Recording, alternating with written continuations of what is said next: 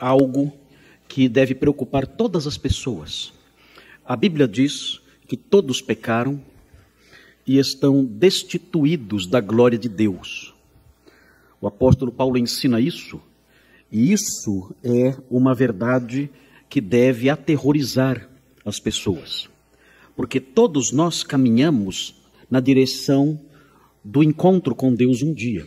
Todos nós. Ninguém aqui vai escapar desse dia, quando estaremos diante do nosso Deus. E quando nós nos deparamos com essa afirmação, que todos pecaram, essa afirmação é uma afirmação inclusiva. Ela não exclui ninguém. Todos são igualados nessa informação. Todos são pecadores. Todos.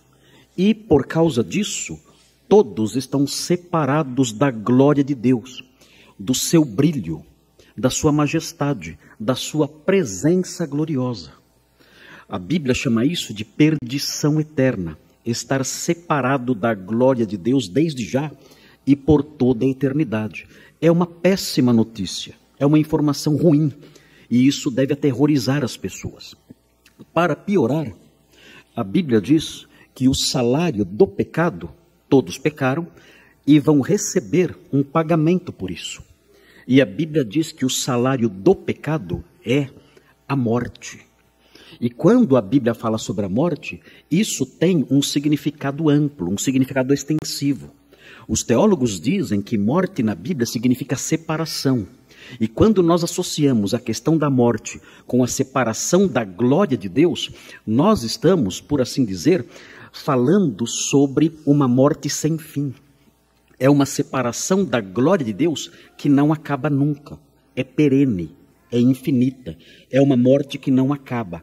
É viver para sempre na morte, por mais contraditória que seja essa afirmação. É viver para sempre na morte. É viver uma vida infinita na morte, que é a separação da glória de Deus. Então, o Evangelho, a palavra de Deus, traz notícias para nós que são notícias aterrorizantes. Elas são verdadeiras, elas são chocantes, elas são assustadoras, mas elas são necessárias. É necessário que nós conheçamos essas coisas para que conheçamos a gravidade da situação do ser humano. As pessoas não sabem dessas coisas. São verdades elementares da palavra de Deus, mas as pessoas não conhecem essas coisas e aqueles que as conhecem as desprezam como se fossem apenas opiniões baratas, opiniões religiosas, coisas da cabeça de gente que estuda muito a Bíblia ou tem aí uma inclinação religiosa mais acentuada. No entanto, elas são reais. Todos pecaram, estão separados para sempre da glória de Deus. E o salário do pecado é a morte, é essa separação eterna da glória dele, vivendo numa morte sem fim. A palavra de Deus chama isso, o destino dessas pessoas que morrem assim, nessas condições, chama esse local de inferno. É o inferno. É um local de sofrimento terrível. É um lugar de trevas. É um lugar de dor. É um lugar de pranto. É um lugar de infelicidade inominável. É terrível isso, especialmente sabendo que isso não acaba. Mas o que é o Evangelho? O Evangelho é a notícia que diz que há uma solução para isso. E é por isso que é chamado de Evangelho. O Evangelho, a palavra Evangelho significa isso, uma boa mensagem, uma boa notícia. E que boa notícia é essa? É a notícia de que existe uma saída. É a notícia de que existe um remédio. É a notícia de que existe uma solução para esse problema inominável. E que notícia é essa do Evangelho? Que mensagem boa é essa do Evangelho? A mensagem boa do Evangelho é a seguinte: vejam, Deus, vendo a condição do homem culpado, vendo a condição do homem que deve ser punido por causa do seu pecado, por causa de sua culpa, Deus enviou seu próprio Filho, Jesus Cristo, ao mundo. E ele enviou seu Filho, seu próprio Filho ao mundo, Deus encarnado, Deus, a segunda pessoa da Santíssima Trindade, se fez homem para substituir substituir o homem pecador na sua pena, para tomar o lugar do homem pecador nas punições que o homem pecador merece por seu pecado. Então Jesus Cristo veio ao mundo não para nos ensinar lições bonitas. Jesus Cristo veio ao mundo não meramente para nos dar exemplos de como devemos viver e falar e agir. Não. Ele veio ao mundo principalmente para ser o nosso substituto penal, para sofrer as consequências dos nossos crimes, para pagar, para expiar as nossas culpas. E a palavra de Deus então ensina isso. Isso é o Evangelho. Jesus Cristo olhou para o homem pecador. Deus olhou para o homem perdido. E ele então enviou o seu filho, dizendo: eu vou enviar meu filho para sofrer as consequências da culpa do pecador, para morrer em lugar do pecador, para ser punido em lugar do pecador. E ele fez isso. E Jesus Cristo veio aqui. E ele ensinou aqui o Evangelho. E ele apresentou a vontade do Pai. E ele falou sobre a necessidade de crer nele. E no final de seu ministério ele foi torturado e morto. E a palavra de Deus diz que ele ressuscitou de entre os mortos como um sinal da aprovação de Deus, que Deus não o deixaria na morte. E ele ressuscitou dentre os mortos. E nós aprendemos então tudo isso na Bíblia. Toda a sua obra salvadora consistiu disso. Consistiu de sofrer as consequências da nossa culpa. Consistiu de ser castigado por causa do nosso pecado.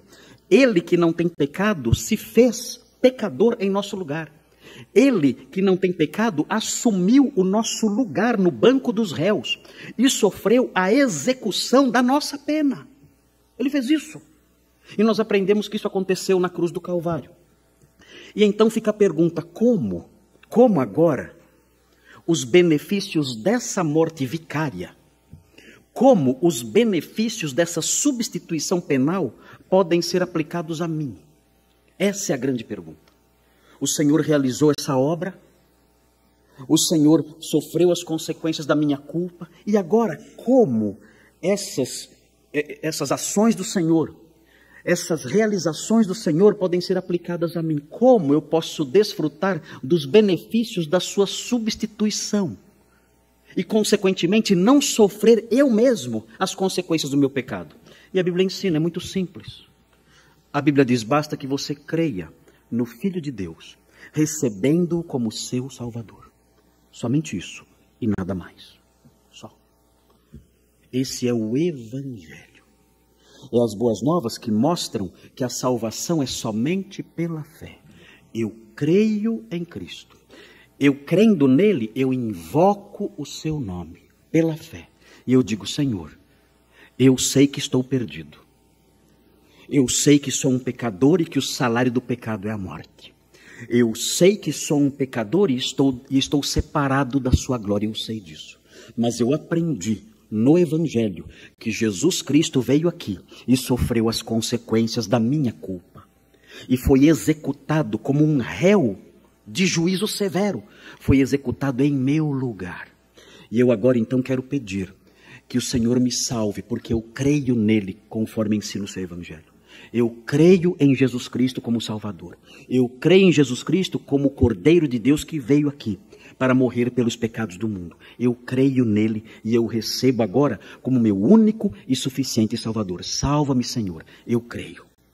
A Bíblia diz que quem crê e, movido pela fé, invoca o nome do Senhor, a palavra de Deus diz taxativamente: quem crê e quem invoca o seu nome pela fé será salvo.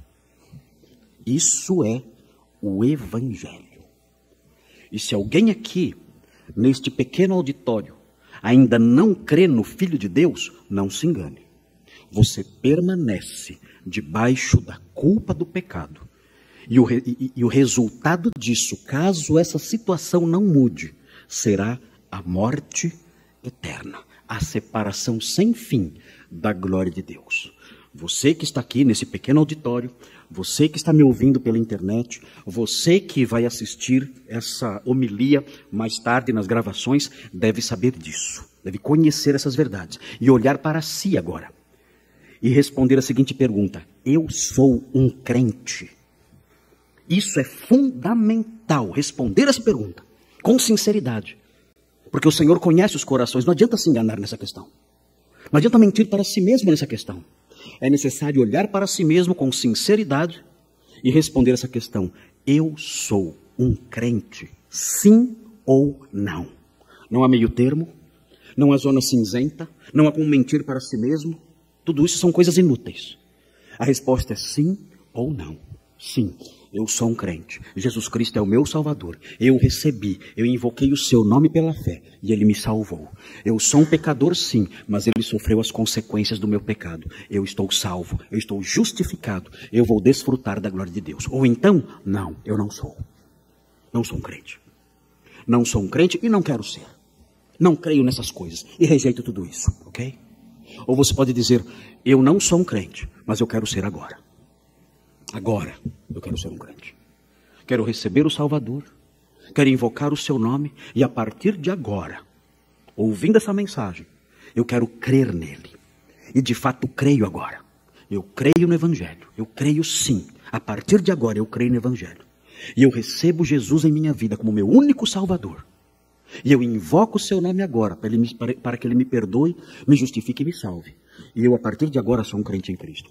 Eu vou anotar no meu celular, hoje, dia 27 de agosto de 2023, hoje, às 18 horas e 35 minutos, eu nasci de novo.